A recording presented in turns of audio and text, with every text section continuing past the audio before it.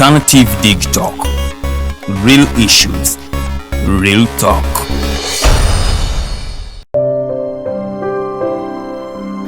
Hey Ugandans, I'm Lieutenant Colonel Dewa Kiki, the Deputy Defense Spokesperson and actually the Deputy Spokesperson for the Uganda People's Defense Forces. I was hosted on Alternative Dig Talk. I encourage all Ugandans that this is the way to go. Always watch, participate, give your views and ask questions on Alternative Dig Talk. Dig Talk, the way to go.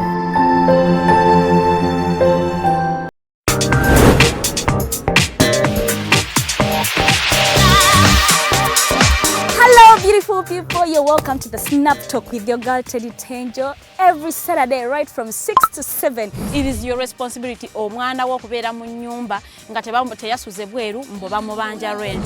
Koyo kulaba abalenzi abasajja abakunga butuufu tebabuulirirwa nga babulamu. Towerabira nti tuli wano ku the Alternative Dig Talk. Mukwano gwange gwali topic kiri wandyagadde twogereko. Is it about family? You can take your time, look for a job, stabilize, men will come. Men will always be there, you will get the men. Bonna gwoyagala musajja yenna gwoyagala ojja mufuna. Embaga ketuuke. Bino bintu byasenga na ojja bafuna. Naye ng'oli asitudde tuyakedde ku makyabbaga nti nsitudde tu. Naye nga mubutuufu agambye nti gy'akyali. Akyali muto. Is it outside family? Is it society? Oh, could it be relationships? Just be commenting a topic yona gyanjagadde twogereko tujja kwa tujogera kwano ku the Alternative Dig Talk ku share enganzi the Snap Talk.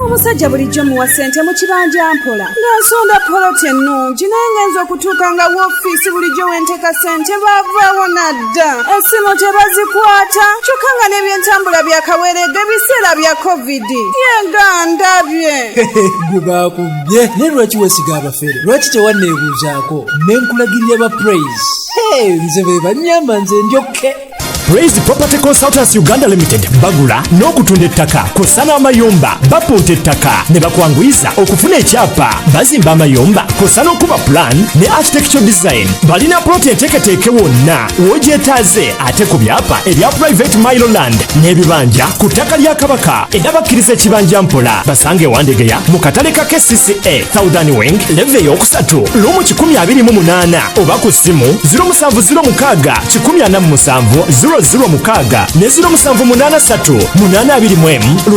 918.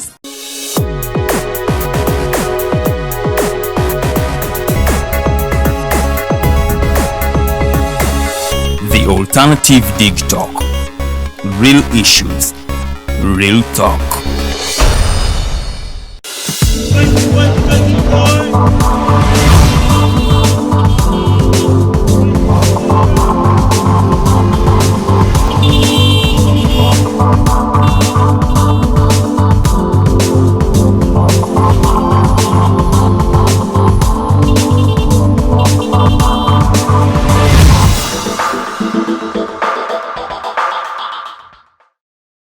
The day is bright right here in Lukulikonge where we are streaming live from. It is a Thursday, the 7th day of October 2021. My name is Edgar Mathew Karuhanga and this is the In-House Thursday where we talk about the issues that have been trending in the country and all over the globe with in-depth analysis and giving you, a non-partisan point of view from the journalists themselves that look into these stories and keep you informed each and every other day from Monday to Friday through the Mighty Drive that airs from 7 a.m. To 9 a.m. Excuse me. Today we shall be discussing a lot of stories, but before we do that, allow me just peruse you through some of the stories that have been, making rounds in the political scene and, the domestic scene of Uganda. That is the news that has been trending in the country.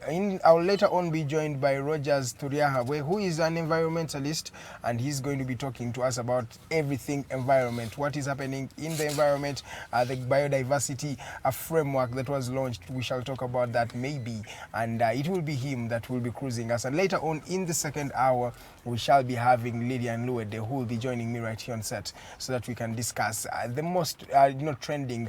And yes, Uganda is going to be celebrating 59 years of independence. That is on Saturday. Has Uganda achieved the goals that they started and out for in the early years of independence? In 1962, Uganda was granted independence, but on the 9th of October 1962. That is 59 years down the road, 2021. What is Uganda looking like right now after 59 years of independence? Are we really independent in the real sense of the word, or we just got the narrative of saying we are independent? So we want to look at the different stages that Uganda has gone through over years, and through the infrastructure, through the military, through the economy, through the sports sector, through each and every sector of the country. Where are we at after 59 years of independence? That is what we shall be talking about on this show, and maybe in the second hour Lilian will also give us what she thinks about these particular topics. Ladies and gentlemen, welcome to the Mighty Drive show, and it's always a privilege and honor to have you on set. Norman Tumuhimbi say it's always good that you are always watching. Arnold Mukose Anthony, it is always a pleasure. Farida Bikowere, it's always a pleasure, and everyone who wakes up each and every day to make sure that they break down having a conversation with Uganda, having a conversation with us. That is something that we do not take for granted, but rather we take it as something that is of utmost value, and it is always an honor to serve you today. Ladies and gentlemen, we are proudly powered by Praise Property Consultants. These gentlemen and ladies deal in everything land. Do you want to acquire land? Do you want to sell land? They can help you. You can just call them. The number is 0706 1470 06. They shall be getting in touch with you, and they will be selling you land that they have. They have land on the various outskirts of the country, that is on Masaka Road, Chengera, Nabingo, and all those areas. Budo, you can get land there. They also have land along Mitiana Road. They have land along Gayaza Road, along Bombo Road. All the roads that are leaving Kampala, they will be able to actually have you, and they already got you sorted. So call them, or you can just go to their offices. That is at the KCCA Market, Wandegea, third floor, room 128, and talk to them. They will be able to get you what you need. Let's delve into the stories today. What has been making rounds in the country, starting with the Inspector General of Police, Mr. IGP Ochola Martin Okoth. Many dubbed him Omo. This gentleman is the Inspector General of Police, and a couple of accusations have been made around him, saying that he is not in office, and the legislators also asked him who actually arrested the members of Parliament, Sewanyana and Segirinya, in the time when they were given, or they were granted bail that was 20 million shillings bail each, which culminated into 40 million shillings. Mr. Ochola says in the first question, Mr. Ochola, why are you not in office? He replied and said he is the most accessible IGP in Africa. Yes, many people say he is an inaccessible, but he says even if he is not in office, his phone is always on 24 hours a day. So he says there's nothing like he is not in office and he's inaccessible. It's those who maybe don't really look for him that are saying that he is not in office. He also said that the police did not arrest the legislators Sewanyana and Segirinya, but then the video also contradicts this statement, because the video showed that the counter-terrorism unit police was actually the one that arrested these particular legislators. So it brings up a question: was it the police? Was it other military, organizations or other military security operatives that were wearing or donning on these particular police clothing? So, but according to the Inspector General of Police, the police did not rearrest Mr. Sewanyana and Segirinya. So that is what is coming in from the Uganda Police Force. And still, we're talking about Uganda. 13 High Court judges have been transferred to new areas, in fact, and they have been given, new jurisdictions, new courts where they are going to be, doing their work. We have had a challenge over time of judges, inadequate judges, to listen to actually the court cases that have been going on over time. That is what has brought about what they refer to as a backlog, that there are various cases that have not been heard, and so in this regard there are 13 high court judges that have been transferred in the various parts of the countries, and I would like to just peruse through some of them. There is Mr. Duncan Gaswaga, he's one of the judges, Elizabeth Kavanda, Dr. Winfred Nabiside, Comelia Kakoza, Isaac Muwata, Victoria Emi, then Mr. Tom Chemutai, Miss Florence Nakachua, and Mr. Vincent Wagona, to mention but a few. Those are some of the judges that have actually been transferred in this new term. So they shall be serving Ugandans and also listening to their cases in order to reduce the backlog that has been in the judicial sector. So I'll also pick a mind of Mr. Rogers if this is a viable solution, him being an environmentalist, and as well, if you didn't know, he is a lawyer, so you can tell us if this actually will be helping people. Another story that has been, going around is the legend, Mr. Rock Giant. If you were in the prime years, I know now Mr. Mokoze Arnold, Anthony, and Jeremiah Muchibi actually know this gentleman. Mr. Rocky Giant, he is stranded in hospital following 7 months of, drug rehabilitation, and he has not been able to pay for it. That means he is under loan of 23 million Uganda shillings, which he has failed to actually pay for. This gentleman has been battling drug addictions, and he went for rehabilitation in the hospital, but the hospital has said it is not going to let him leave their premises as soon as after, and only after he has paid for the 23 million shillings that he owes them as rehabilitation or money for the medication he has been having. Uganda is expecting 41 billion worth of vaccines. That is Johnson & Johnson vaccine that is said to be coming in next week. According to Mr. Emmanuel Ainebiona, the spokesperson of the Ministry of Health, he says that Uganda is expecting the Johnson & Johnson vaccine that will be received in the country next week, and it is worth 41 billion shillings. And that brings me to the cry that I'm making unto you and everybody who's watching me today. Ladies and gentlemen, you should go for vaccination because the vaccines are now finally coming in here. And remember, as I told you yesterday, there are some offices that are not even actually accepting people to enter if you are not vaccinated or you don't have a vaccination card. According to some of the resident district commissioners, RDCs, they say you cannot access them unless you have a vaccination card. So it is going to be of your help to go and actually vaccinate, not only for your health, but also to live in a society that is well.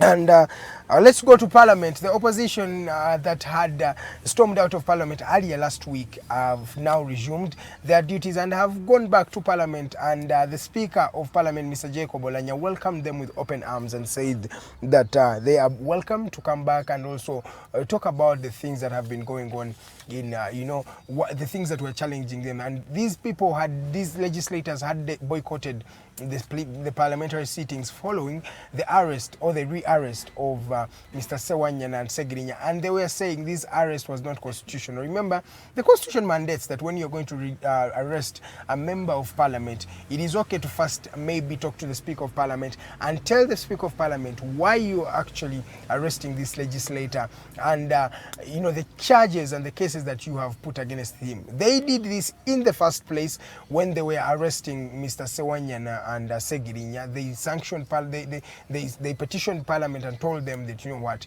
this is why we are arresting the two legislators. But after that, we saw that the law was, was altered, and they did not actually go and maybe ask the Speaker of Parliament and request for maybe, or inform, not even request, but inform the Speaker of Parliament that, you know what, we are going to be arresting Mr. Segirinya and Sewanyana. They did that in the first time, but they didn't do that the second time. So it brought up questions and which fueled a lot of rage and misconduct, or let's say people were not happy. The legislators were not actually happy about what was happening to them. So that in that regard, they boycotted parliamentary sessions for a full week, and now they are back in Parliament and says that at least they should listen to what they were talking about. Now, let's talk about the sad news.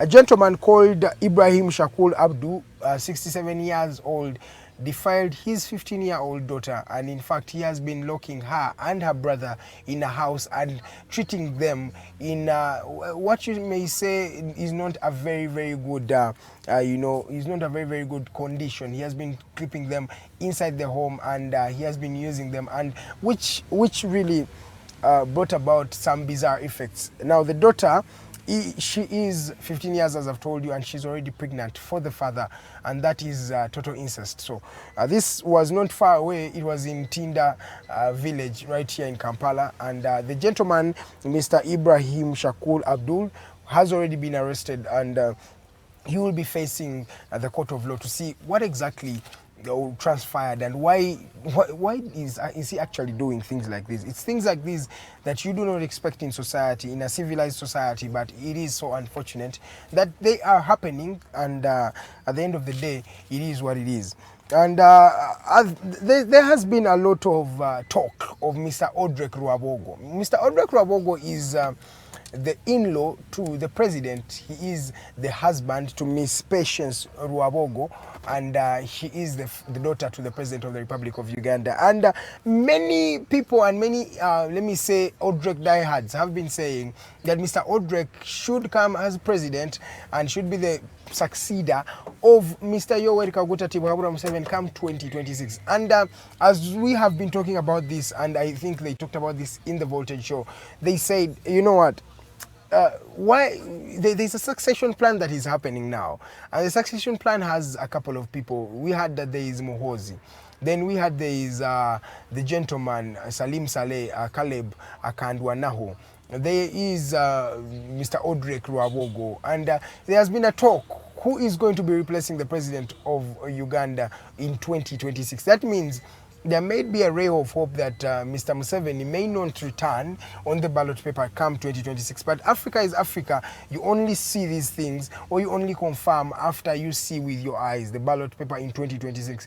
When Mr. Tibuhaburwa is not on that ballot paper, then maybe we can say yes. But things are surprising. He may or may not come back. It is according to the NRM and according to him, Mr. Tibuhaburwa. But there is a talk of town that Odrek Ruabogo should come and replace the president, and many people, many enthusiasts who believe in this particular gentleman have been, throwing in the narrative that Mr. Odrek Ruabogo should come through. But then there is a video that has been circulating all over social media. I think we shall be playing it for you maybe if we get it. When Mr. Odrek Ruabogo was saying, you know what, I want to come as the vice chairperson of the National Resistance Movement Western Region, and which is looked at as a calculated move for the presidency come 2026. But in Mr. Ruabogo's statements, he says he is not ready, or he's not interested. Let me use the word he used. He is not interested in replacing the president of Uganda, Mr. Yoweri Kaguta Tibuhaburwa, his father-in-law. So Mr. Odrek Ruabogo says he is not in any way interested in the presidency. But remember, Mr. Odrek Ruabogo is the special advisor on special duties to the president. So there's still, I wanted to just keep you in loop with the suspension and with the, let me say, the gossip or the loose talk that has been going on in the NRM camp, that there are enthusiasts who are saying, Mr. Odrek Ruabogo, why not take on the wheel of building a better Uganda come 2026 and the years to come. So you people who were thinking of standing against the president or standing for presidency come 2026, you should know that maybe you will be competing with Mr. Kaileba Kandwanaho or Mr. Muhozi himself, Kainerugaba, or Mr. Odrek Ruabogo.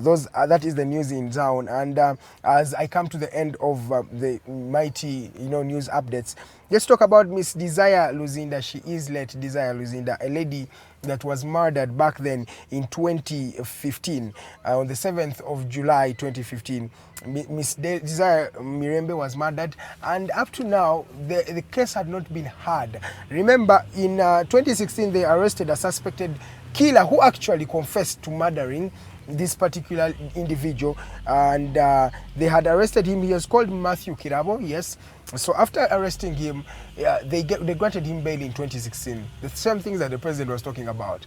They granted him bail in 2016, and in 2021, he was applying for his passport to be able to travel to the United States to go further his studies, which fueled a bit of, negativity from the deceased side, who says that we have not yet received justice up to 2021. So the High Court has finally reopened the case, and 6 years later, on the 13th, they will be listening to the case on the 13th of October 2021, this particular month. In a few days from now, the case of the murder of Desire Mirembe, which will be reheard again, which has maybe brought a bit of hope in the judicial system that yes, even after 6 years without listening to this to this case, they will be listening to that particular case. Ladies and gentlemen, my name is Edgar Mathew Karuhanga. I have a couple of news stories, but we shall be talking in depth after Mr. Rogers Tulyahabwe, an environmentalist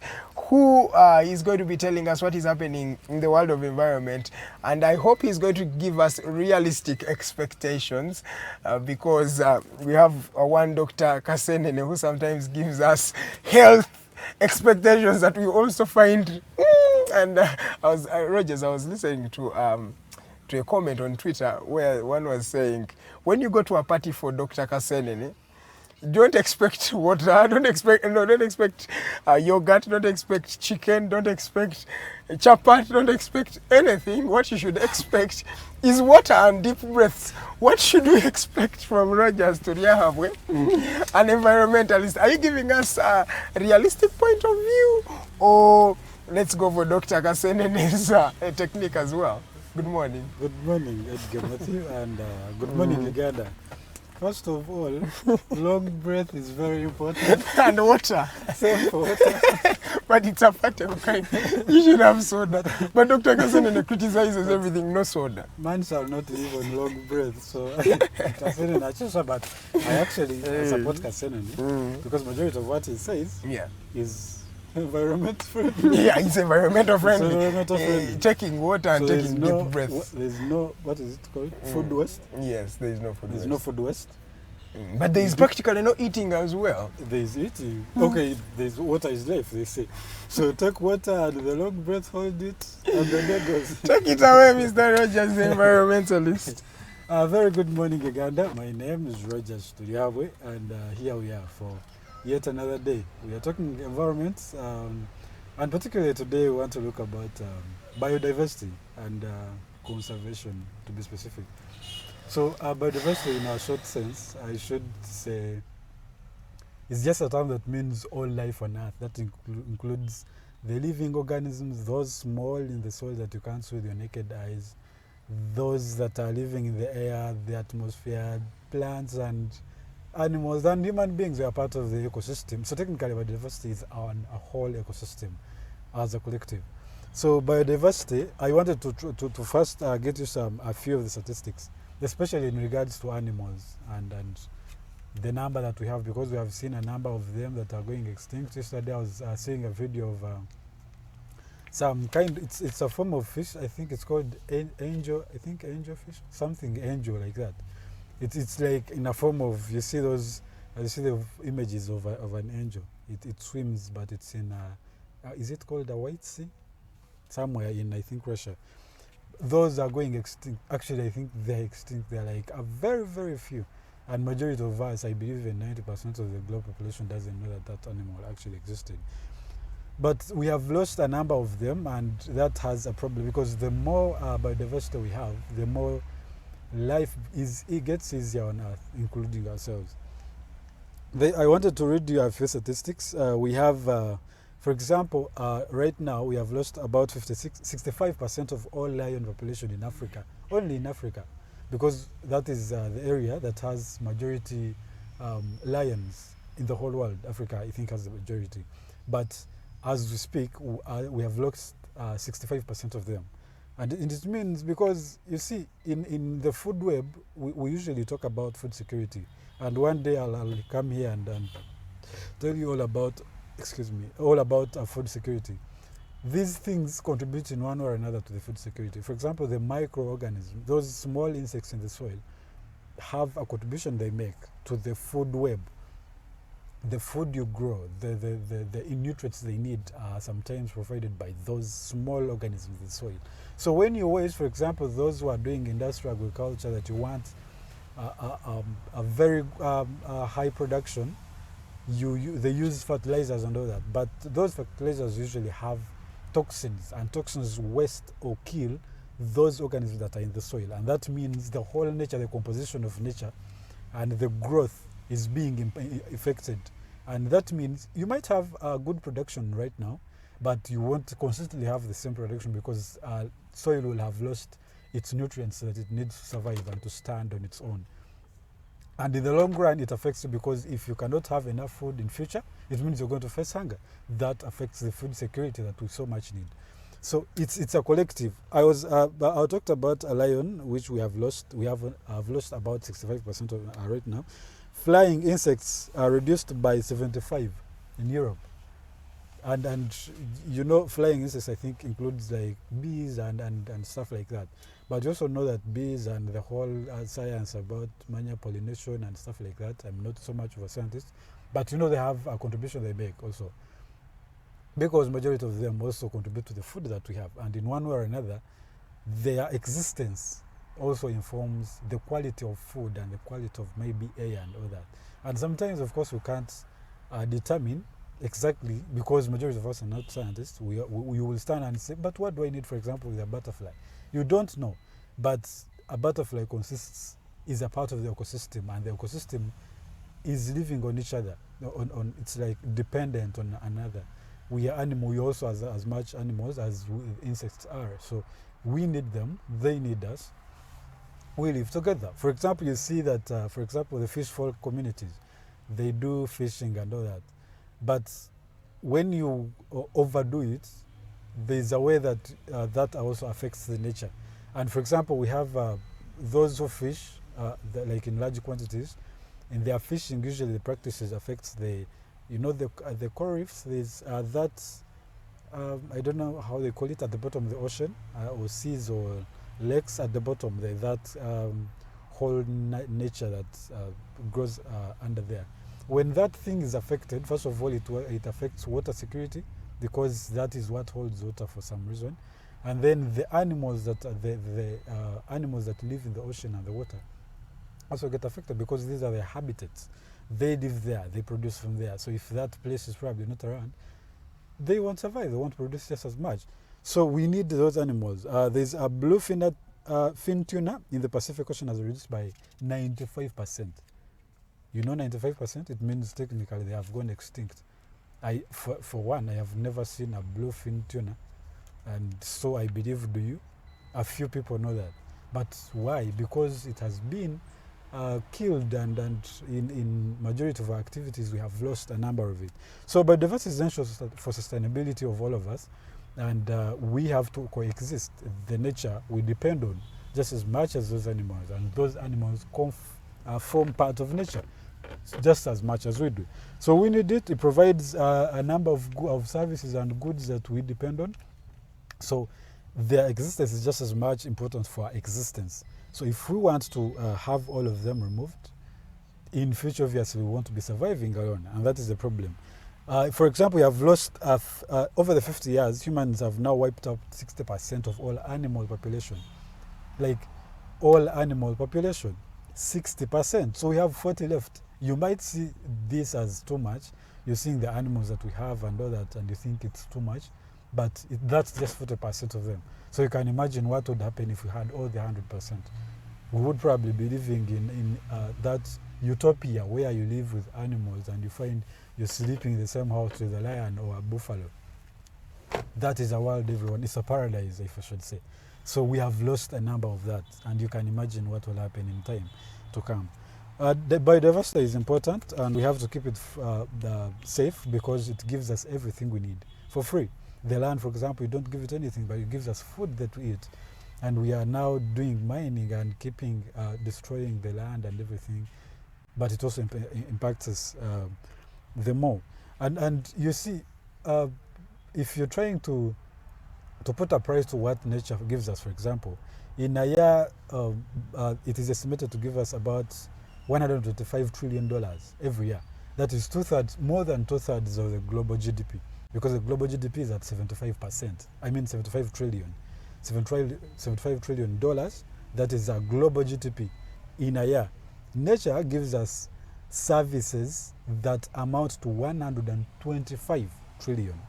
You can imagine. So if we are trying to put a price to something that nature gives us, it gives us just as much, because that is too much, honestly speaking. If the whole world GDP is just 75 trillion and this one gives us 125, it's technically twice the same amount. But you wake up one day and someone tells you, all I care about is more money and more money and more money. But the more money you get, you're getting from the environment. So when you kill the environment, what happens? So it's a catastrophe that is coming right up for us. So the more we do those like events and actions that kill the nature and how it stands, we have a serious problem coming up for us. And you see, recovering from that, conservation say that if you could recover about 30% of water and 30% of land in the natural state without being spoiled, by 2030 at least we should have countered the issue of losing the whole ecosystem. Well, at least a good percentage of it, because water is very essential, land is as much as essential. And land, of course, is part of the ecosystem, and that is where we all depend. So we need it, and what we need to do is integrate, for example, economic values of everything that nature provides in our decisions. Because if it provides that much value, if we make it inform all the decisions that we make, it means we will value it just as much. It won't be some second thought that we give. At the end of the day, you see, nature is here for us. This is my land. I do everything I want with it. It's your land. But you see, your life depends on it. So if you do everything you want with it, you might not suffer it, but your son is going to, or your generation is going to. And I don't think there's one person who doesn't want to plan for the future of their generation. So as we stand, it's important that what you do informs what we do. So the decisions, if it is in the decisions you make, I believe you make informed decisions that will make sure that your future generation is safe just as much. We need to also partner with indigenous communities in the conservation efforts, because indigenous communities holds the biggest percentage of the lands that we have, that nature needs to thrive. So the more indigenous communities are a part of this decision, because for them at least they know the benefits they get from this nature, probably will make informed decisions, and the more decisions we have them, it means environment is meant to thrive. Because for them, it's, for example, you see that the people in the Amazon, in I think the global south kind of, those people know, for example, the importance of that Amazon forest. But if you're cutting it down without them informing you the benefits of the forest, it's not going to serve you any better. And so the more you have them, probably you'll do something that benefits both you and them, the earth and the people as a whole. So we need to make our decisions inclusive, because everyone is a stakeholder in this, everyone is a beneficiary. So the more we have more voices, inclusive, the more informed and the more better we might keep the environment. Edgar, Mathew. Yes. Here. I've had your discussion keenly, and you talked about the biodiversity framework. But a Ugandan out there would want to ask, because I for an individual know that the global diversity, the biodiversity framework, Vision 2050, and how is it in relation with the Sustainable Development Goals of 2030? And for Ugandan out there who's asking, how are we actually going to achieve the biodiversity global framework by 2050? And first related to the Sustainable Development Goals of 2030, and how are we actually going to achieve the Vision 2050? For the 2030, part of it is in relation to the SDGs. Yes, Sustainable Development Goals. I, for one, am a part of, because there was this thing that was going on about we were doing a draft of the post-2020 Global Biodiversity Framework. Yes. And that was in line with making decisions from every society, because it was global.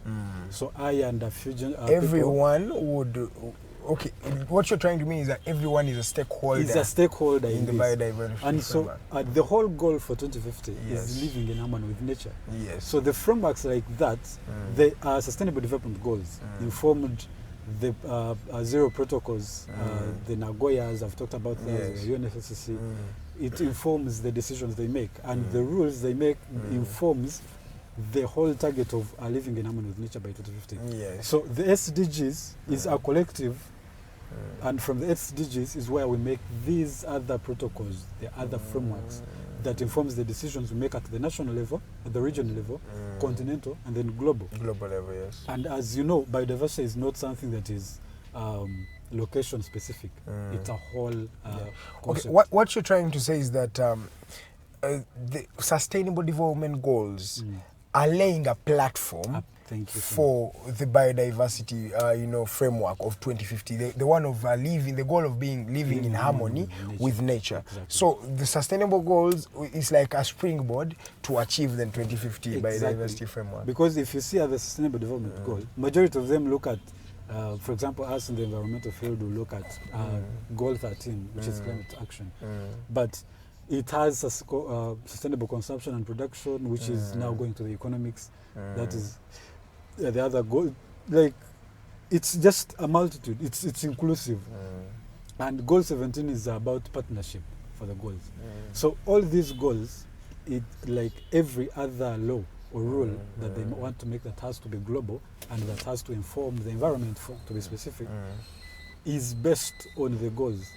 Yes. You will say, for example, a goal is one of the goals is about life on land, and there's another one for life in water. Aquatic life. Aquatic life. So this whole thing is, that means the description of that goal is that we need the life in water, because it's also a part of the biodiversity. But then quick one, there are some goals that have been set by the biodiversity framework itself, and they are saying we need to bring on board leaders of countries, of nations, and they take what they call the change or the climate changes and the changes in the nature are serious.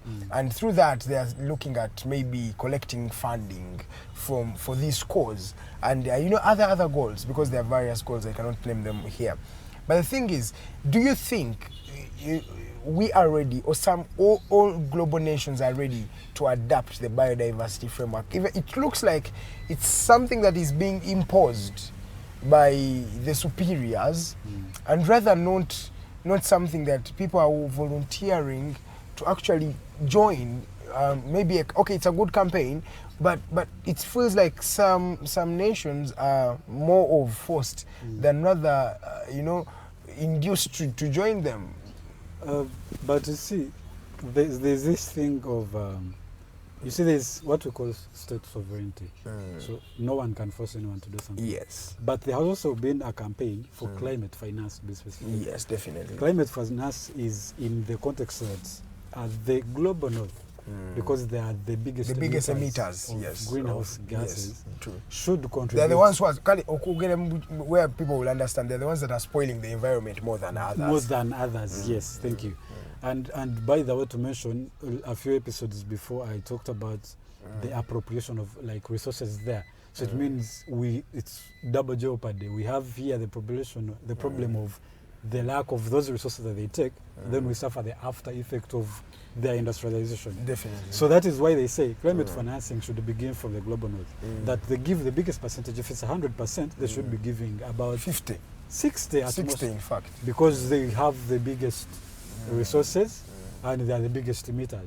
Now these others, not like they are being forced, but they are saying that every country has, for example, the nationally determined contributions.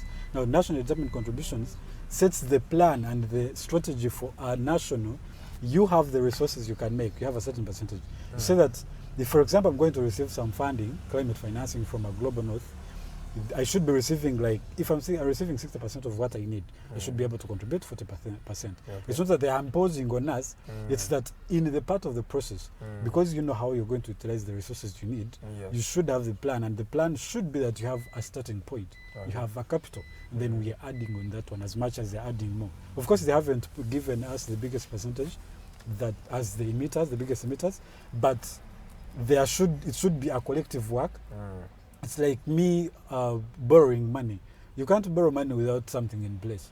You should have a plan, and then you should have at least a starting point. That if you want 1 billion to do with COVID, you have curfew in place to regulate the spread of COVID, and probably you have a few vaccines secured to be aiding as you wait for the other one. So it's a contribution. Okay. So the whole world, every country has an NDC, the National Determined Contributions. Yes. And that is where their local financing comes in, and then the Global North adds on. Okay. Last week, I think, and the other week, I was talking about our National Climate Change Act, which was saying that climate finance is going to begin from the local government, which is that it's going to begin from the ground up, bottom up, that you have a plan for financing and the government has one. So the government is going to add on what the district or the local government has. Is it the central government? Should be adding on what you have. So it's the same approach. That a country has an NDC, the NDC has financing protocols, and the Global North, as the biggest emitters, are adding on that one. Okay. Then, lastly, because it's time for the break, but I want to take your mind on the Sustainable Development Goals Plan or Vision of 2030. It's already 10 years from now. Yes. In fact, not 10, I would just say 9. And in fact, 8. Rogers, what are we sure that we're going to achieve these goals in the next 8 years? Because it feels like there's still a hill ahead. It's a mountain. And it's in fact, it's a mountain. Thank you for it's a mountain. Are we going to achieve those goals? We may Do not. we see them? Do we see ourselves achieving them? I think we relaxed. We set the goals and then we relaxed, which has been a problem. Because the more we relax, the more the said objectives are not achieved in the time frame, and the more we don't beat the timeline, the more effects we suffer. But at the goal of 2030, I don't think we are going to achieve it. But because this is we are in the decade of action. Yeah, the decade of action. 2020 to 2030. So a majority of the countries are trying to mash up the plans and the actions to make sure that if at least we don't achieve 100% of the set objectives, at least about 60% is achieved. I don't personally believe even 60% is going to be achieved, let alone 50%. But we have 8 years to decide these things. We do, but I think because a part of it is we need to make the plans first. Yeah. But we relaxed and time flew. Of course, it doesn't wait for anyone. But I think it is a wake-up call that whatever we have to act upon has to be done in the time. We need to mind about time, because the more longer it takes, the more impact we are likely to suffer. We are not going to achieve 100% of it, but I think at least we are going to add in more efforts, because then we will understand by 2030 the effects we'll have suffered will make us understand that this is as much an important issue than state sovereignty and security is, because countries care more about their sovereignty. I won't reintroduce Rogers to Tulyahabwe again, because you know him, he's always on this show every Thursday, and you will be seeing his face oftentimes, because he is he's on the team of the Mighty Drive that wakes up every day. He's a producer and sometimes he's a presenter. You are multi-talented. Take us to the break, bro. And I am a lawyer, ladies and gentlemen, so you need to know that as well. But thank you for being good watchers. We want to thank you, of course, for always keeping it the alternative. We thank you. We don't take you for granted every day, every morning. You wake up and be with us, and other shows. It's very important that you're with us. We are trying to inform the country and the generation along, because we are the biggest stakeholders in this. So especially to young people, it is time that we stand up, debate those issues, because obviously we can't always be afforded a space on the decision-making table, but this is how we inform it. And so we thank you for being with us. But I won't take long of your time. We are going for a little commercial break. We'll be right back with Omumbeje, Lilian, Luwedde, and Edgar, Mathew, Karuhanga. This is The Alternative. A very good morning. Keep it The Alternative.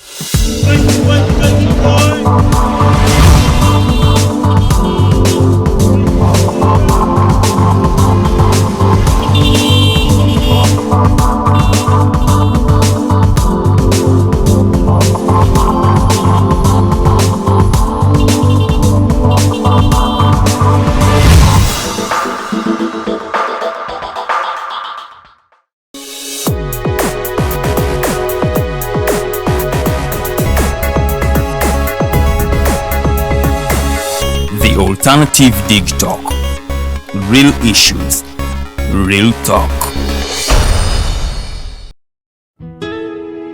Omusajja bulijjo muwa ssente mu kibanja mpola ng'asonda poloti ennungi naye ngenza okutuuka nga woofiisi bulijjo wenteeka ssente baavaawo nadda essimu tebazikwata kyokka nga n'ebyentambula byakaweeredde biseera bya covid yegandabye gwe baakubye naye lwaki weesiga abafere lwaki tewanneebuuzaako ne nkulagirira ba praise nze be bannyamba nze njokke Praise Property Consultants Uganda Limited bagula n'okutunda ettaka kw'ossa n'amayumba bapunta ettaka ne bakwanguyiza okufuna ekyapa bazimba amayumba kw'ossa n'okuba plan ne architectural design balina ploti enteeketeeke wonna w'ogyetaaze ate ku byapa ebya private mile land n'ebibanja ku ttaka lya Kabaka era bakkiriza ekibanja mpola basange Wandegeya mu katale ka KCCA Southern Wing leve ey'okusatu lumu 128 oba ku ssimu 0706 0 mukaaga ne 0783 821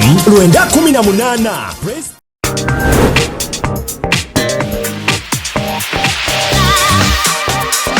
Hello beautiful people, you're welcome to the Snap Talk with your girl Teddy Teangel every Saturday right from 6 to 7. It is your responsibility omwana wo kubeera mu nyumba nga teyasuze bweru mbo bamubanja rent. Koyo kulaba abalenzi abasajja abakunga butuufu tebabuulirirwa nga babulamu. Towerabira nti tuli wano ku the Alternative Dig Talk mukwano gwange gwaliye topic kiki wandiyagadde twogereko. Is it about family? You can take your time, look for a job, stabilize, men will come, men will always be there, you will get the men. Bonna gwoyagala musajja yenna gwoyagala ojja mufuna. Embaga ketuuke bino bitu byasenga nawe ojja bafuna. Naye ng'oli asitudde ttu yakedde ku macabaga nti nsitudde ttu naye nga mubutuufu agambye nti gy'akyali muto. Is it outside family? Is it society? Oh, could it be relationships? Just be commenting a topic yona gyandiyagadde twogereko tujja kwa tujogera kwano ku the Alternative Dig Talk ku share enganzi the Snap Talk.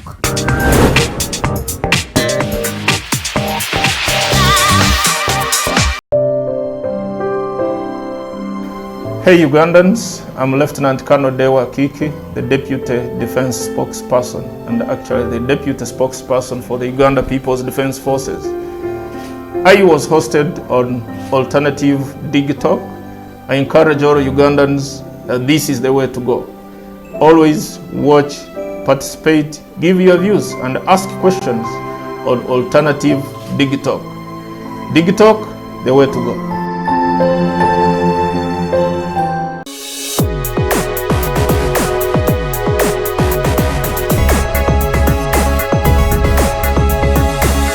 The Alternative Dig Talk. Real issues, real talk.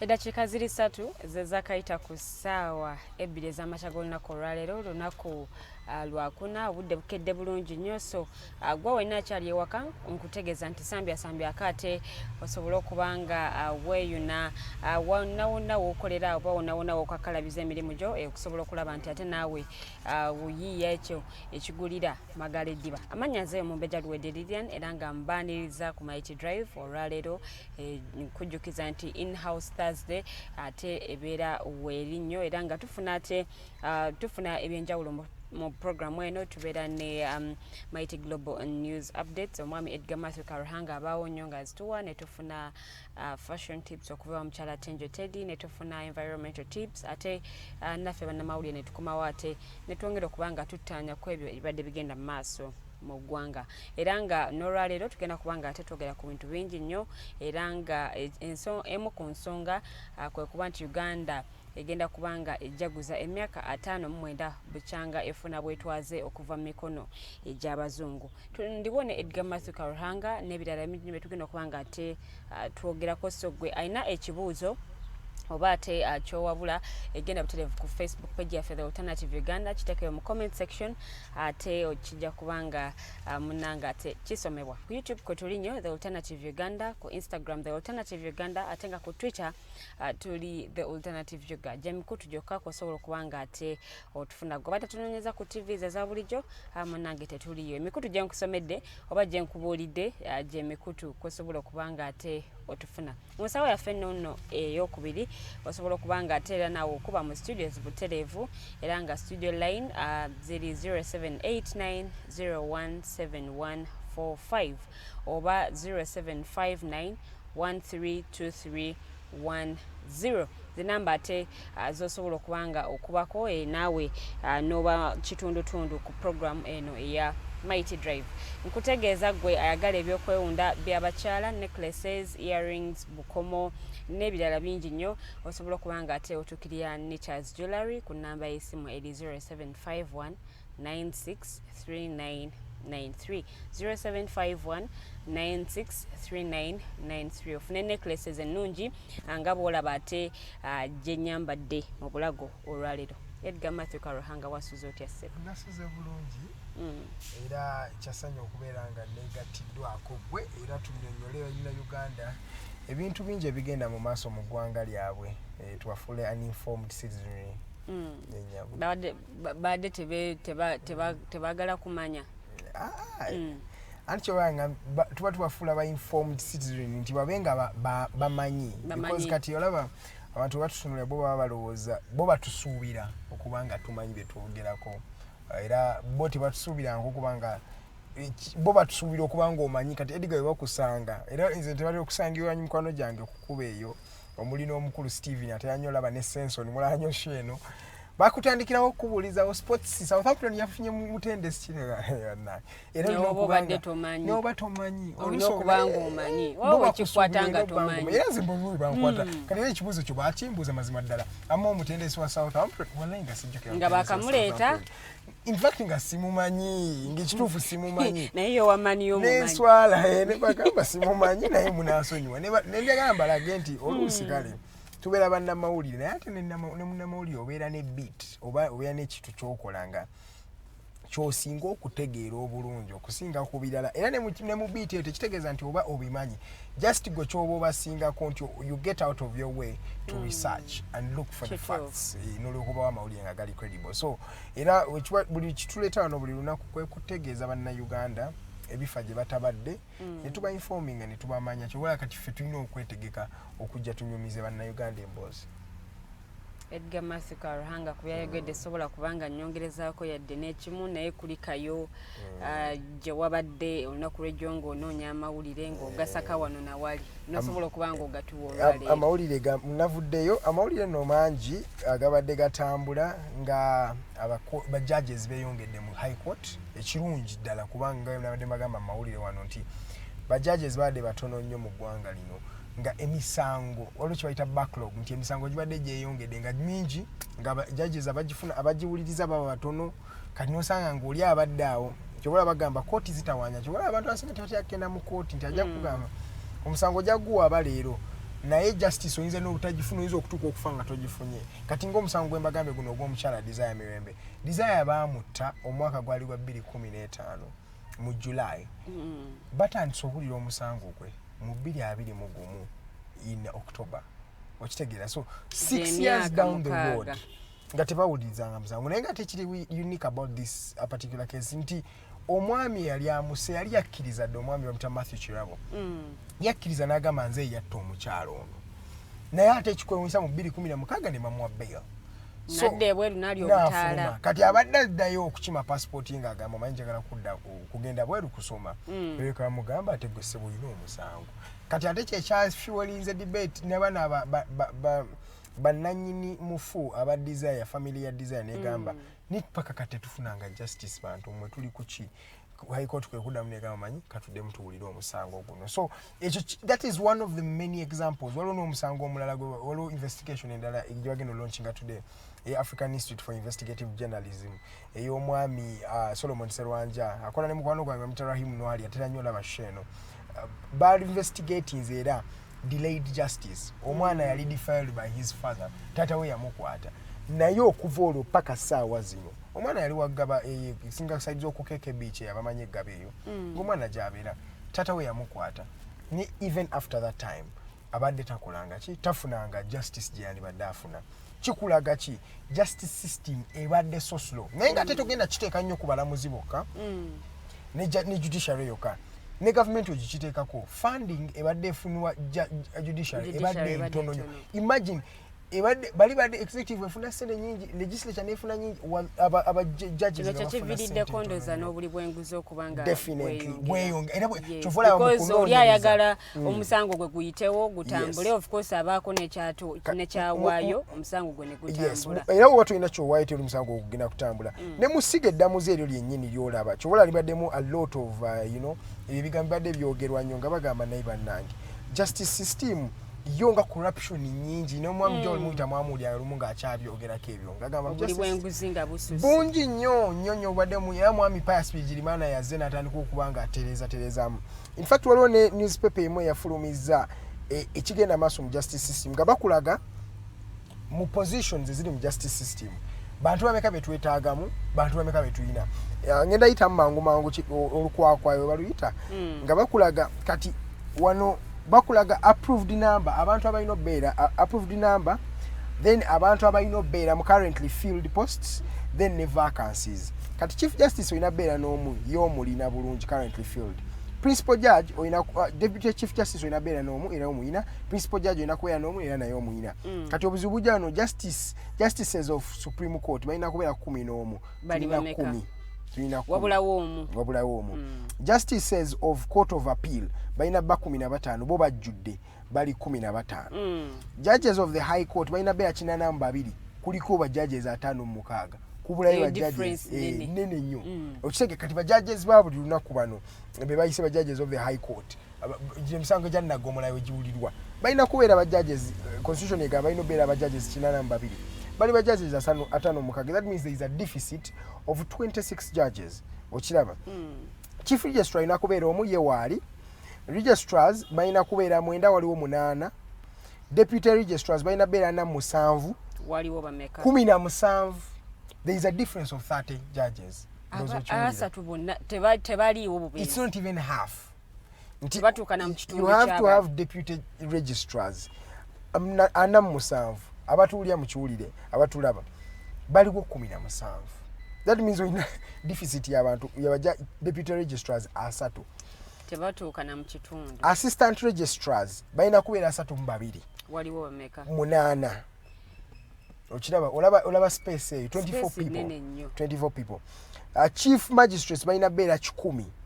baliwo 42 waliwo space difference y'abantu 5 tebaliiwo abo waliwo senior principal magistrates grade 1 balina beera 10 tekuli yadde n'omu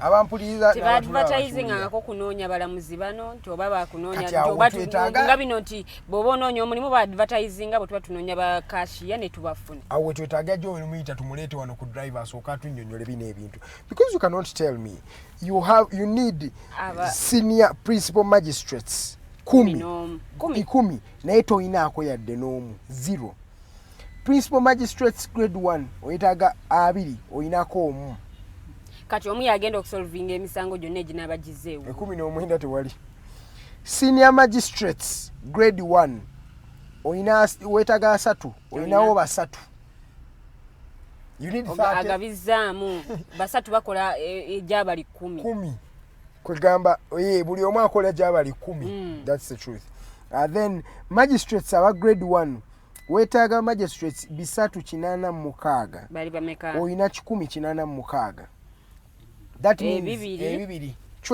tebaliiwo tetulina mu kitundu yes kati aba magistrates grade 2 bo tuyinawo 28 simanyi bennyini balina kubeerawo kwegamba total oyetaaga abantu abakola mu judicial system oba mu courts ezo abantu 370 abantu 762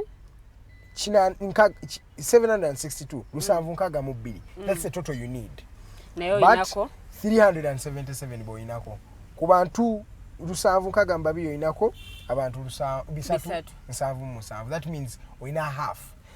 Owetaaga abantu abalala 385. Kyova olaba mbuno over time. These are the challenges we have. So emisango gisigadde jetu matwe abantu bebuuze emisango lwaki tegitambula omusango gwange lwaki tebanna notambula ku musango abantu abasinze kankubuli wewetegerera manyi bino ffe twogera nga bannamawulire kuba bannamawulire tubeera mu bantu. We are always in the people. The people rarely look for justice.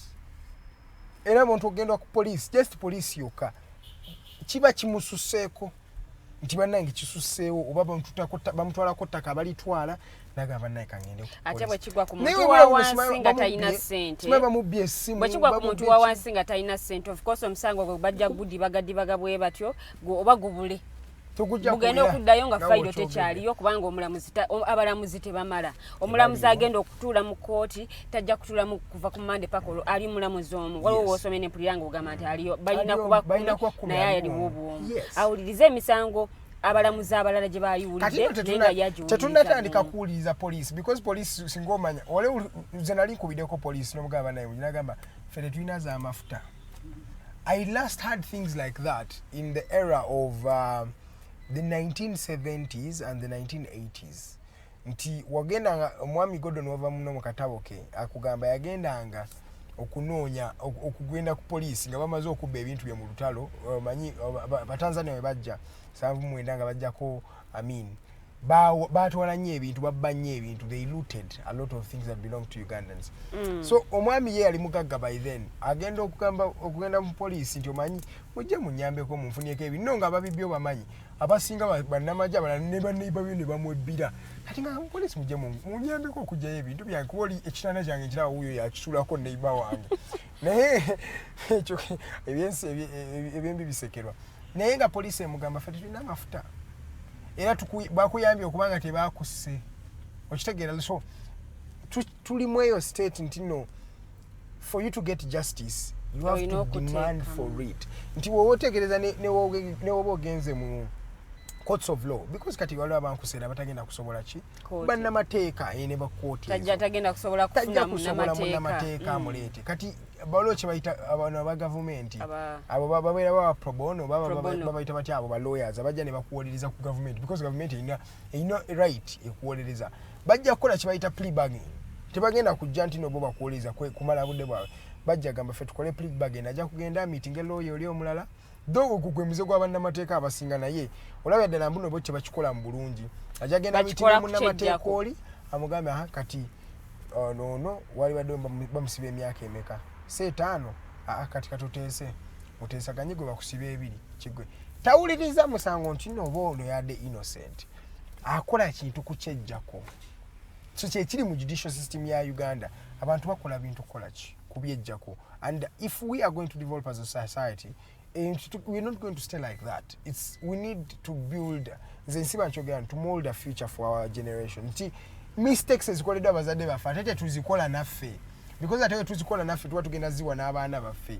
Kyobula bakugamba nti no waliwo omukulu yali wano ng'agamba nti ebizibu yesimba ku MP journalist munaffe ebizibu bye tufunye kati okugenda okubimalawo tugenda twala emyaka emirala 30. That is what he was telling you. We are going to take another 3 decades to change the problems that have been set by this decade, or by these decades that we have had. So, olusi wabakuwa the school of thought wetu batogenda kuwakana. Because ebizibu bye tulina si bya muntu sekino mu bintu bijidde mu system ebaddewo okumala emyaka. Kati okukyusa system eyo, it's going to take approximately the same time it has taken to implant that. Yes. Chobola abasajja nga batibuhabulwa okugenda okutereza Uganda okugituusako wagituusiza.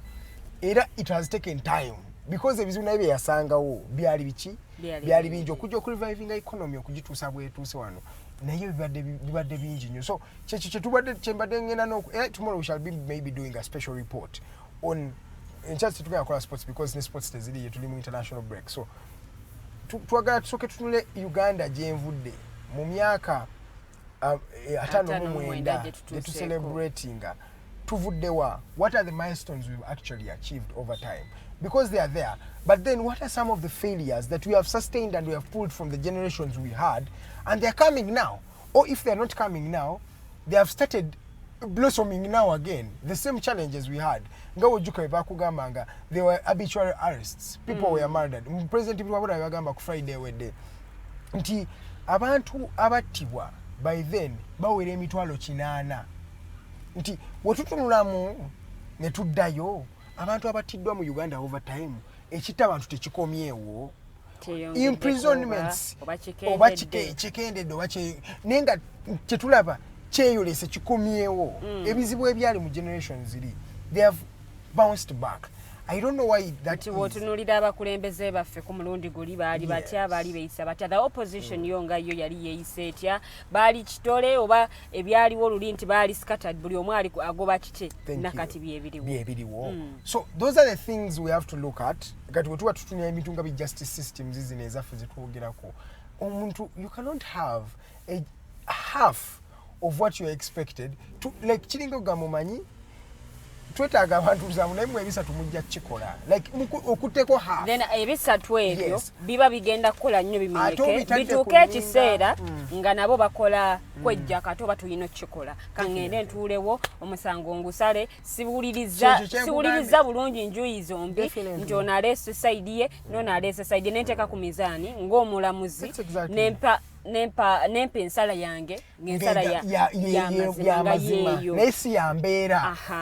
Oba oluusi nempa ensala oluusi oli naawo ensala ye lwansonga nti mulamuzi tojja mu questioninga naye ate nga n'enguzi mweri nti sala omusango guno guve mu ddiiro ono aveewo oba kyekyo omwavu omuntu oba ateesobola bulungi atalina ssente zigenda kugoba ku musango guno ogambye waliwo omusango gw'onnyonnyoddeko gwa mukyala Desire nti emyaka 6 oli bw'aba nga talina ssente bulungi nga tayimiridde bulungi mu byenfuna tagenda kwewoba mu kkooti myaka egyo 6 bantu batono nnyo ajja okulemera kagambe naye omuntu wange yeetaaga obwenkanya era kyokusobola abantu abasinga bakivaako obuvenaka omanyi kankyesonyiwe oli already yafa yagenda. That's the thing they use. Oli yafa tagenda kudda ne bwe nalemerako ate ng'olaba ng'oluusi ate nga waliwo n'omuyimbi omu yayimba oluyimba n'agamba nti omwavu takola ki tasinga musango. Yes. Ate oluusi naye otunulamu ku side y'abo aba giving up kiba oluusi aba olaba mbuno si kyekituufu ekyokukola naye nga abuliddwa naye abuliddwa ekyokukola. Yes, it's the simplest thing to do. You are wasting money in lawyers, in court processions, okwewuba mu kooti, but the fact is you are getting nothing. Bakwetoloza, exploiting, ogenda ofuna justice y'omusango gwo. Ngate biri too late. Era abagagga be basobola sustaining cases. Omukyalo omwe yannyonnyola n'agamba amaze emyaka 5 nga yeewuba mu kooti lwa musango. Baali bamutwalako ettaka lye. Ne yeewubayo n'atuuka ekiseera n'abivaako. Naye kyamuyamba nti yalina munnamateeka eyasalawo omuwolereza nga bw'ogambye nti bano abatasaba ssente. Yasalawo omuwolereza n'agamba bw'oliba ofunyeemu olinzijukira ate oyo abeera omu wa lawyers nga mutwalo. Era yatuuka ekiseera n'awulira nga abikooye olwo no yakayingira omwaka ogwokubiri ng'awulira abikooye ayagala akiveemu kati munnamateeka n'amugamba kati gwe oba okivaamu nze kankisigalemu. N'amulwanirira paka bafuna obwenkanya ettaka n'alifuna. Naye waliwo baneeno bannamateeka akugamba nze kampoza omusango gwe kiveemu kwata omutemwa guno gwe kiveemu. Anti yaba amanyi agenda kifunamu naye. N'agamba nti kati nze guno omusango kangu gobe paka we gunaggukira. Ettaka livaayo lyange. Bwe livaayo ettaka ompaako 3/4 gwe kkooti ogitwala. Anti wakivaamu ate abamukyamu oluusi naye abamutuufu because aba akoledde bwe era yaba alwaniridde olutalo. Naye kati era system ezo si bye twagala bye bintu bye tulina okukyusa. Decade gye bayise decade of action tubikyuse wadde eri mu sustainable development goals naye tugikomyewo ne mu ggwanga lyaffe erya Uganda tulabe engeri gye tunaakyusa systems zino. Amazima omuntu afuna amazima obwenkanya. Yes, because let me tell you justice is something that zikyobana abazungu bano baagala nnyo ate mbeegomba nnyo wadde Bible tetukkiza kwegomba naye oluusi otunya system zaabwe. Omuzungu nti Lilian olaba ne waba mulalu nga bamusse nga abadde mulalu ng'ensi yonna ebadde emumanyi oyo abadde mulalu abadde ali akasasiro naye n'afa era abanoonyereza bajja kujja banoonyereze bagambe kale abadde mulala wadde talina muntu abadde naye katusooke tumanye kyavudde ku ki. You get like they have that ethics because they believe every human life matters. Ekitali wano nti wano yes people matter, but I'm going to give you an example. People over 50 people have died in November, but even up to now people have not gotten justice. But what does that mean to someone out there? There is a human being who lost a father, who lost a son, who lost a mother, who lost a daughter, but they have not been given kisigala kikumutima. Abazungu kyo kye baamanya nti omutima ogwo olina good treating, and the only way you can treat a heart is by giving them justice. So that is the difference here, that people don't look at yaga agenzi niwe baba gundi niwe baba abazalisa kugamba the system is all broken. Niwe baba nsomesa genda mu ddwaliro olabe osanga omukyala nagenda ko wali has taken someone on a government hospital eri ekawempe kiswa baita ekiswa erina emulago ekiruddu w'ekiwempe w'ekawempe gye bazaalira. You would find women down on these floors ngabakaba bali bubi banna nga banansi okaabya kajanja. A woman who is in labor is going to bring life on earth. Oli mumugamba akaabya kajanja naliko ekiruddu nga ngenza okufuna obujjanjabi n'entuuka mu layini. Waliwo omukyala ng'asitudde omwana naye omwana ono nga mulwadde bambi ddala muyizi. Omukyala neyegalya omusawo n'amugamba omwana ngono omulaba mulwadde, kituufu mulwadde, naye mbadde nsaba busabi munyambe at least okay mufune engeri gye munyambako otuwa omwana ono obujjanjabi obusookerwako first aid. Ne bamugamba lindako okyali mu layini gwokyali mabega nnyo. Oli mu layini okyali mabega. Tuula alaba ssaawa zigenze tuyingidde olw'essaawa 6. Omwana asooka amuwaawa ebyokulya omwana ng'alya naye ngeri omulaba nti omwana mulwadde.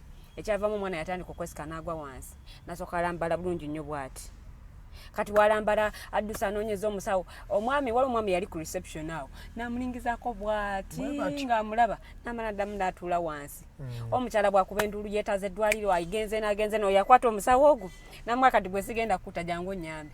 Naye ng'omwana amaze okwesika ng'amaze okwesikira ddala yina amaaso gatandise okudda ku ngulu ne balyoka bamuddusa ne bamuteeke n'olaba nga tuye y'amaanyi abasawo nga beetalabadde no badde eri. Kati kankulu olaba ensonga kwe ziva.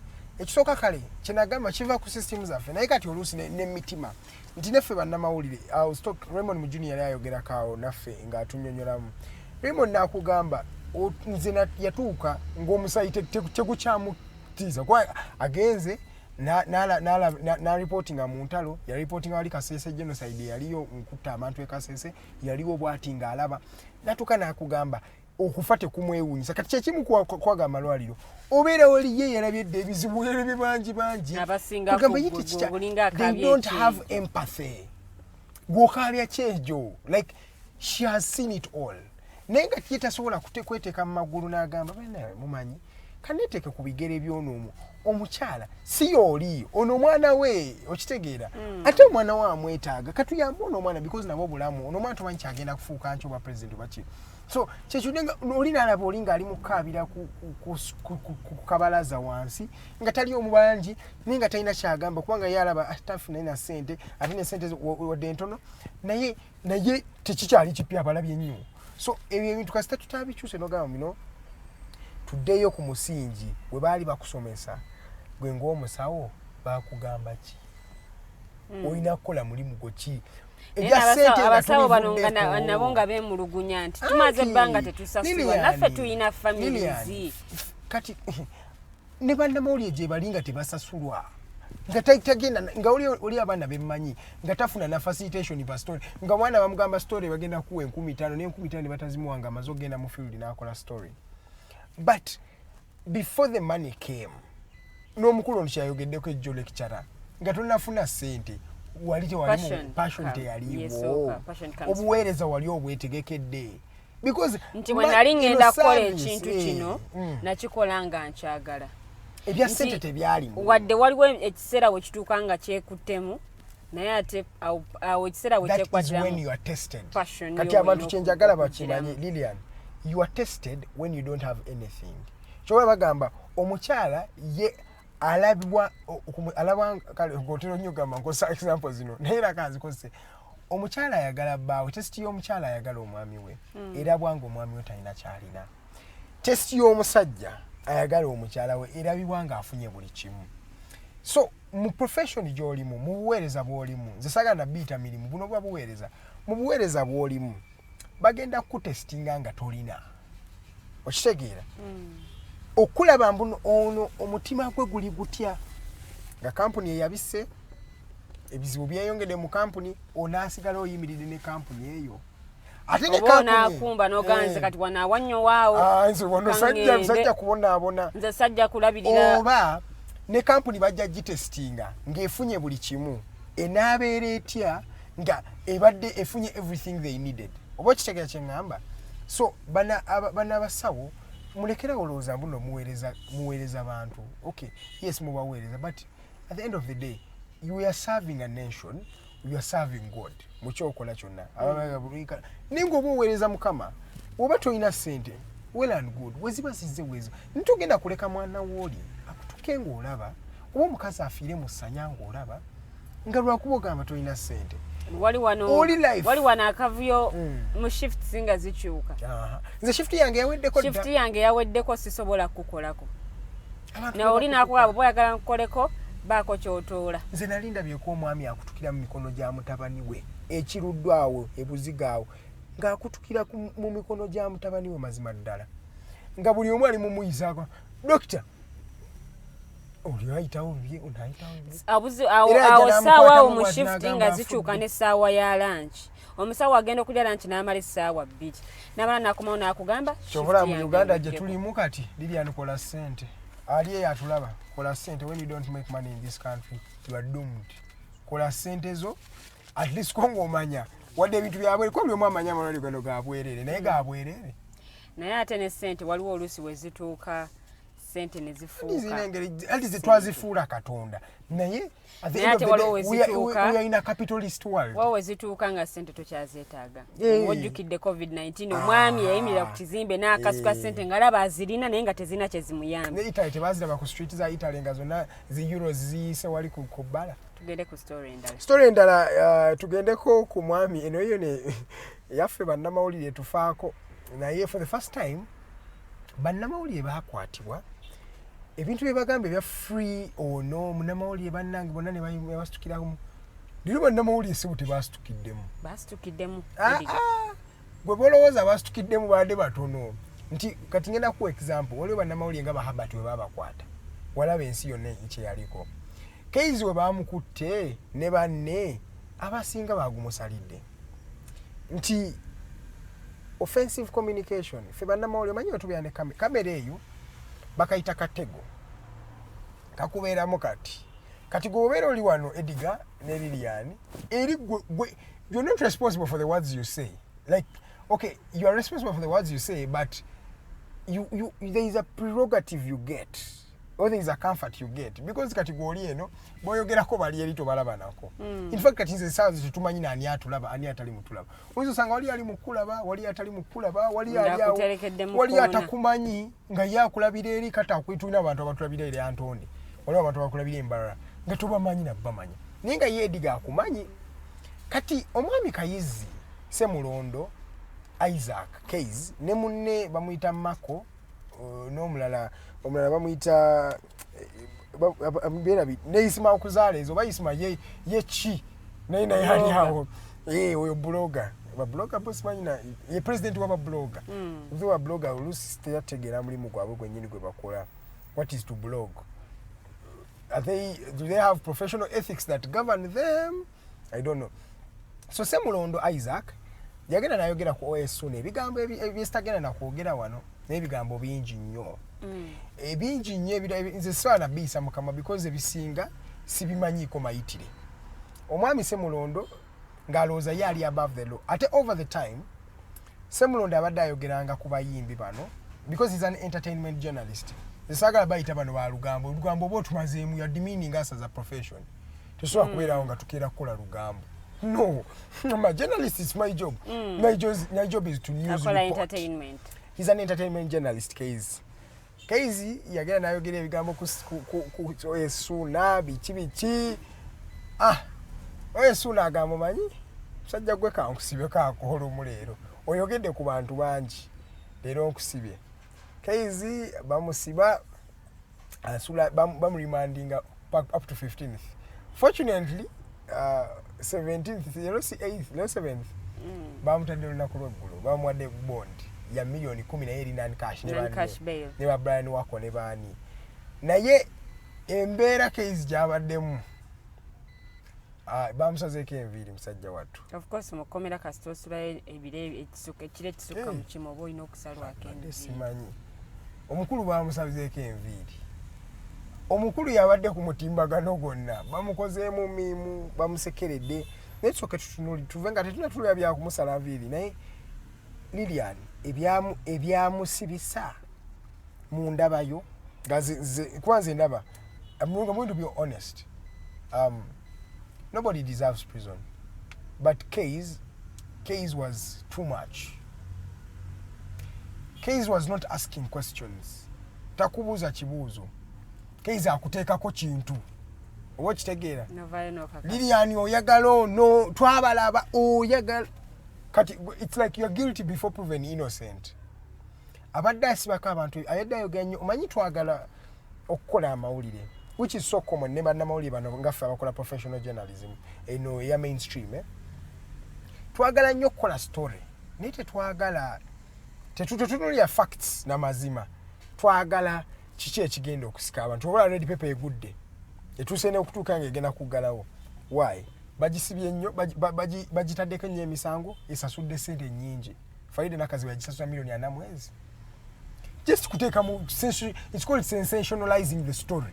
Like no tekamu supu olizo kuwa yagala gamba Edgar yagudde ekigo no soko kyetolola Edgar yatunulidde nnyo omukazi nagwe ekigo nayiwamba lusu naserera nagwa you get sensationalizing the story kyekibadde ku case ate ne banna abali like that okujjako banne ekyenjawulo kye bayina bakozesa ekigambo mbu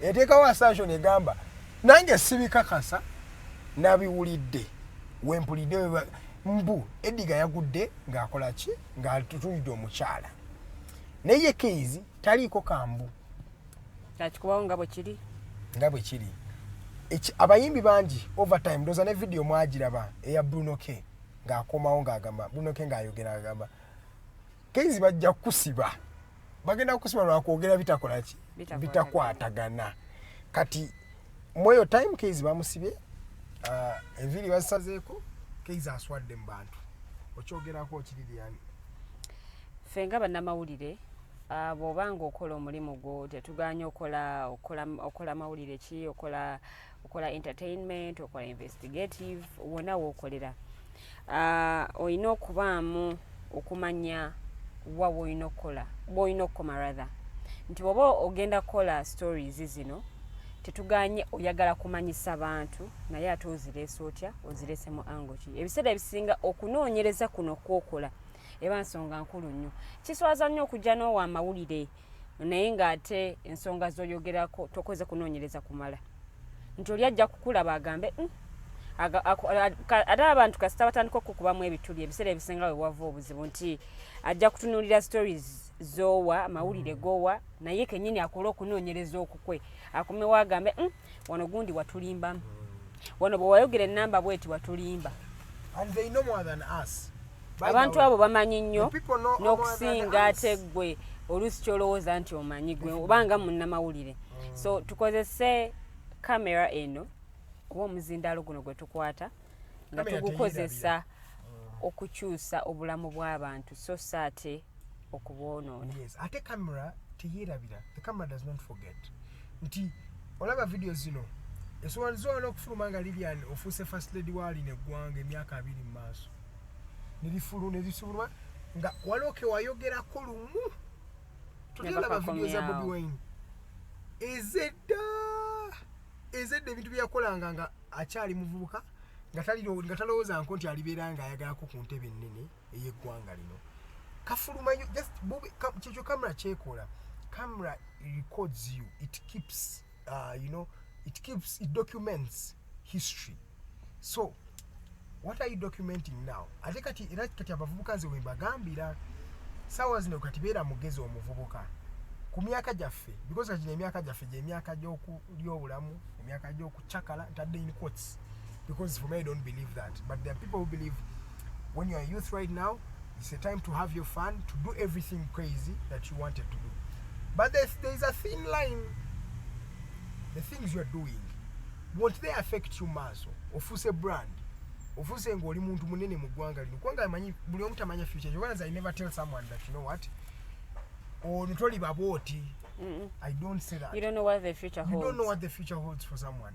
Everybody has their own passage to life. They have their own pattern. You might see someone as successful right now, but you never know what tomorrow will hold. They may be failures tomorrow, or you might look at them as failures now. And but tomorrow things can turn around. Kituza mu ssomero. Yes. Baga boli musiru. Gwe tojja kola kino. Tojja beera boti ne boti. There is a gentleman on akuba ebikonde Muhammad Ali. Muhammad Ali yalina omusomesa yamugambanga you're going to be nothing. You cannot do anything. Muhammad Ali first medal ye yafuna Olympics. Eyasooka gold medal ye. Yagifkuba n'agirapinga bulungi mu kabox n'agiweereza omusomesa we.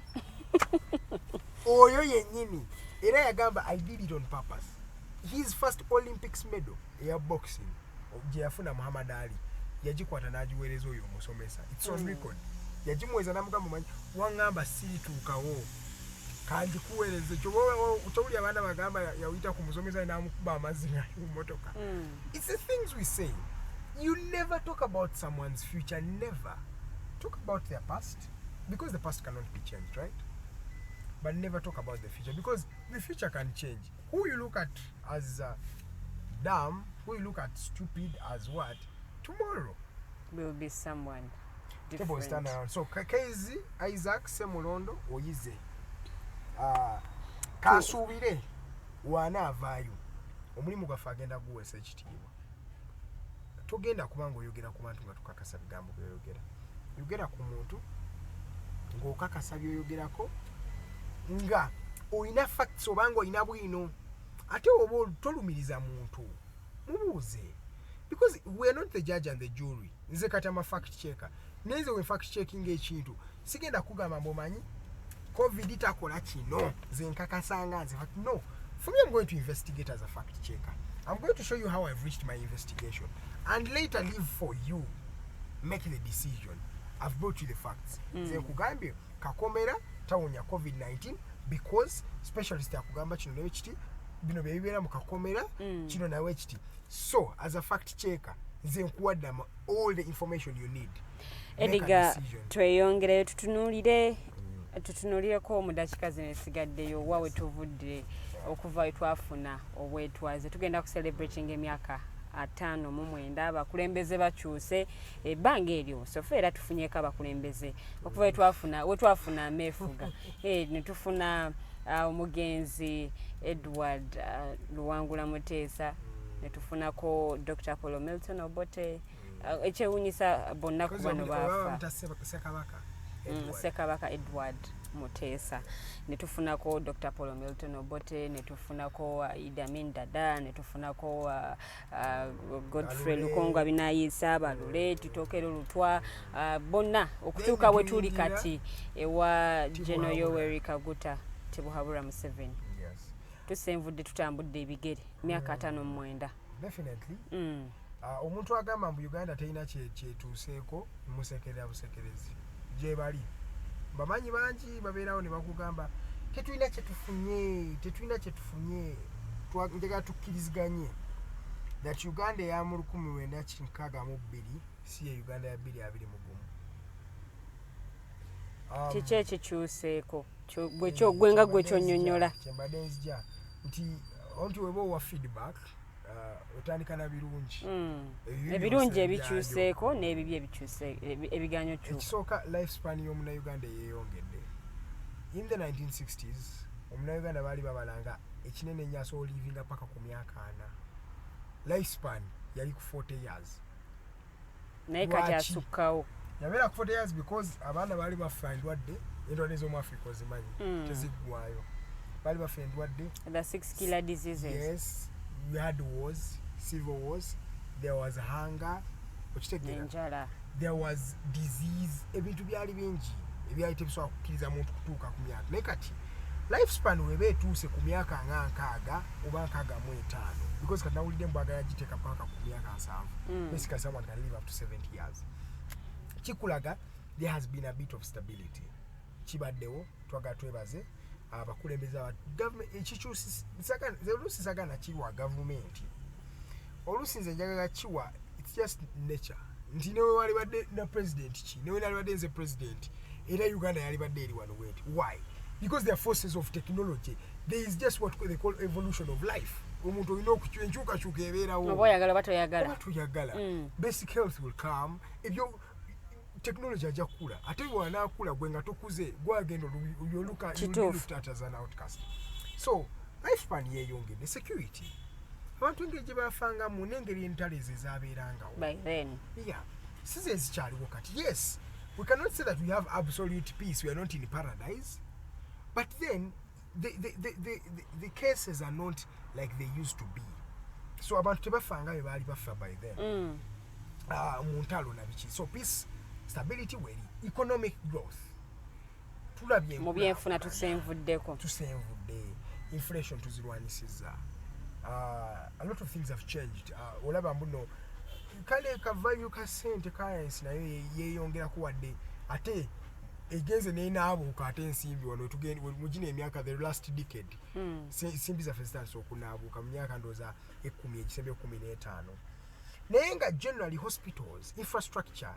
enguudo zikuze olabira ddala mbuno there is amalwaliro amasomero weegali education nalina omuntu awo nga twogera ku education system osomye biki education tewali tukkirize abaana kati abasoma ne batuuka ku university bangi wadde because kati manyi waliwo ali mu kwebuuza bafiuse ku university emirimu giriwa ekyo kituufu naye ate okusoma bakoze eki basomye ekyo kikulaga omutuukidde ng'emirimu mitono naye nga abasomye bangi ebatik because in the 80s nti bw'otunuulira percentage y'abantu kati ate abasomyeko abayiseeko mu ssomero ng'asobola okwogera oluzungu asobola okuluwandiika wetugamba 80s abantu bagamba mu 80s kati kankuwulire Lilian baanoonyanga ani asomye ajja akole mu gavumenti ne 90s kandi mimi nagamba 80s zokka ne mu G9 recently G9 gye batuzaalidde mu those like 20 years plus ago nti wali olaba emyaka 2 emabega nga bakunoonya bunoonyi bwennange abasomye mujje tubawe emirimu nga osoma ku gavumenti emakerere automatically ogenda kukola mu gavumenti oba okitegeera so olabga mbuno literacy levels zeeyongeddeko but of course there are some things that we have registered that are not good climate obutonde bw'ensi busaanyiziddwawo yes on a good cause where there is industrialization but they have cut down trees whatever Uganda's green cover gye twalina by 1980 nti ate kati tunuulira kati because kyobola balwaniranga na musiko nga ne musiko banoonyayo naye kati ensiko ekubula ensiko kijogenda ogendamu okwate emundu olwane mukulu Rogers Tulyahabwe atubuulire onaagenda mu musiko mabira naye mabira yonna bagimapize bagitaddemu ebikajjo bagimazeewo kumpi kwegamba kikulaga nti obutonde bw'ensi tubusaanyizaawo ffeffe nnyini naye ate mu maaso eyo tugenda kisasulira thank you kyobola kati waliwo kitwali twogerako ne Rogers ekya biodiversity framework vision 2050 living in harmony with nature kati tujjukidde essaawa zino tumanyi bannange empewo gye tuseeva mu miti wetutuuse empewo egenda kuggwawo tugenda kwete tukyalina kye tussa so ne tuzuukuka let's wake up let us start doing Uganda fair part of Africa erinnya eryo twayifuna olw'ensonga nti bw'otunulira nature buli kimu emiti emigga nti kati entobazi ssaawa zino abantu beesenza mu ntobazi ne babeereramu ddala ne bazimbira ddala amafactories nga bakulaga nti yes nti amazzi mu nnyanja Nalubaale twali tulina the fresh waters naye kati ssaawa zino n'ebyennyanja tebisasobola kubeera mu mazzi ago kyekireetedde okuba nti ebbeeyi y'ekyennyanja eri waggulu nze nalaba ekyennyanja ky'emitwalo 5 ne ŋŋamba ye kati oli atasobola mitwalo 5 kitegeeza tajja kulya kyennyanja. Ennyanja nabiva nako simanyi nayo nakoma kulya kyennyanja naye nga kikulaga obutonde bw'ensi Lilian buweddewo. Era ekirungi kyenjagadde kati kuba climate environmentalist ne activists nga bano ba Rogers we bajjidde ku board batandise okujjukiza Uganda bannange emiti twagirina nti mu byalo abavubuka bangi naga nti kati ssaawa zino ngenda kwokya manda n'atema emiti naye ate bwe batema tebasimba. Twasomanga deforestation, agroforestry, byonna twabisoma, afforestation byonna ebyo okutuyambako okumanya nti bwentema omuti leero temagumu simba ebiri engeri gye bakitusomesaga mu kusomero nti otema omuti gumu osimba ebiri. Okiwulidde bw'onooba oyagala ekisiikirize gye bujja mu maaso omuti gusimbe kati. Era kati gwo omuti gw'olimu kitwale bwoti omuti gw'olimu waliwo eyagusimba kyekisiikirize kyonyumirwa kati gwe bagenda kunyumirwa kisiikirize ki. So ekyo at least bannayuganda ffe ngaffe tuleme oluusi okunenya gavumenti mu bintu ebimu kubanga gavumenti naye efubye nnyo okulaba nti ebintu nga bino ebirwanyisa naye ate naffe abantu bannayuganda tubeere basaale nnyo bwe kituuka kukuma obutonde bw'ensi nti buli kimu omanyi buli kimu tukyekwasa. Gavumenti tekoze kino gavumenti tezimbye emyala gavumenti tekoze kiri naye ate emyala bagizimbye gwasoose okusuula mu kasasiro. Omanyi nti mu Kampala wano abantu balinda enkuba ng'etonye n'agirinda nga mukoka mungi n'akwata kasasiro n'amuyiwa mu mwala nti agende ne mukoka paka oba mu nnyanja oba paka yonna gy'anaagenda. Naye ate yerabidde nti enkya bw'anaaba ayagala okulya ekyennyanja n'asanga ng'ebbeeyi y'ekyennyanja eri waggulu agenda kudda yeekalakase bannange ebyennyanja babisera naye nga yeerabidde yemu ku nsonga lwaki ebyennyanja bino biseerebwa. Naye okujjako naawala because nabo obudde bututwala human rights, respect of human rights. Njagala tukkiriza amazima nti respect of human rights naye ekoze eki eweddewo. Abantu edda twali tutuuse mu time eya the 70s. Yes, tumanya abantu battibwa kituufu baali bangi. Yes, ne tutuuka mu 86 ne tukomawo nga ogamba yes naye ekitusemyesi ekirala ate human rights okutyoboledde mu by'obuntu ate kukomyewo obubi nnyo abantu engeri gye babasibamu abantu kati omuntu you're proven guilty kati walabe byabadde kubasewanyana ate nga bino katulaba by'abantu nga bo babanene tetugamba abanene omuntu wa wansi kyova abaana baabuzibwangawo mutemu yakalulu last year was a year of kavuyo singa bakitegeeza twatuukanga buli omu agamba bannange omwaka tugenda kukola tutya gunaggwako MTV Awards zigenda kujja DJ Khaled atandise okweranga nti ajja mu Uganda bannayuganda ne bamulumba ojja mu ki oli mu kubatta abantu mwegase n'abo abali mu kututta you get like a lot of words eddembe ly'obuntu linyiriddwamu bajja tuli mu kwebuzaabuza naye nga tumanye amazima constitution bakyagiwa ekitiibwa eyawandiikibwa mu mwaka gwa 1995 naye ate ekyebuuzibwa tukyagigoberera because bw'oba otandise okulaba nga ssaawa zino nti ssemateeka waffe ebimu ku plans oba eziriwo oba zowulire ebiteesebwa kwe kuba nti ate ekyusibwa wano na wali tukyagigobererayo nga yo wadde okukyusibwa kukyagenda mu maaso naye tukyagigoberera amateeka go gakyakola oba ssaawa zino amanyani ani amanyaani amanyi gundi n'oli amanyi gundi ne gundi amanyi gundi kyegambe oli yatuukanga nga pamiti ye oba kyagamba n'ogwo nti tegeeza ono njogera n'oyo mu Uganda ssaawa zino tutuuse nga waliwo abaana n'ebyana tujja kujongerako ripooti enkya olunaku lw'enkya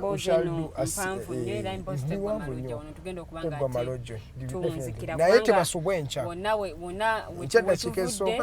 wetuvudde nawe bwe tutuuse kati bingi nnyo ebyokuyigamu ate tulina gye tugenda bye twetaaga okuba nga tukola bye tutasobodde tutandike leero kukyuka if we want to change the future we have to change today right now. Yesterday is gone.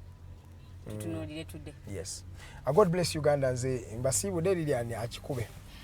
tweyanzege mwenna ababaddeko okuva gye twatandikidde paka wano engenda okubanga mpunzikira comments zibaddewo Jeremiah Mchibi Nakabi Allen omwami tumuhimbise Noman mwebalenye mwebalire ddala mwenna abakomentinza amanya nze omumbejja Luwedde Lilian tugenda kubanga ate tusiibulira wano in-house Thursday bwetu bwebadde okuva gye twatandikidde Mighty Global News Updates ne tufuna environmental tips naffe ate bwetukomeddewo okubanga atwongera okutanya ate kwebyo ebibadde bigenda maaso mu ggwanga lino erya Uganda. Olunaku olw'enkya temusubwa musical drive omwami Edgar Mathew Karuhanga walinyo ne mukyala Farida Bikobere ate bagenda kubanga munnange babawa ate ebirala ku side eri eya entertainment ate nga akawungezi waliyo program The Voltage nja kubaawo nze kennyini kamwe koogera n'abakulu ate mu nsonga z'ebyobufuzi nga twongera okutunuulira ensonga ate ezibadde zigenda maaso mu ggwanga erya Uganda. Njagala okwebaza ate ttiimu gye tukoze nayo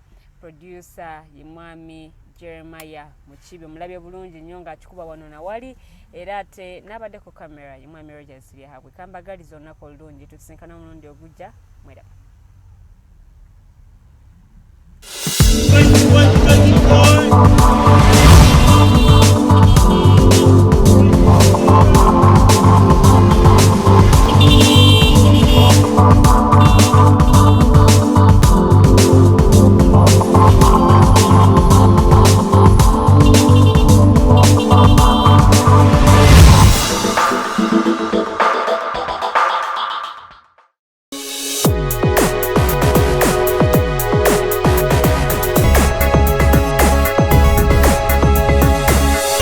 Alternative Dig Talk.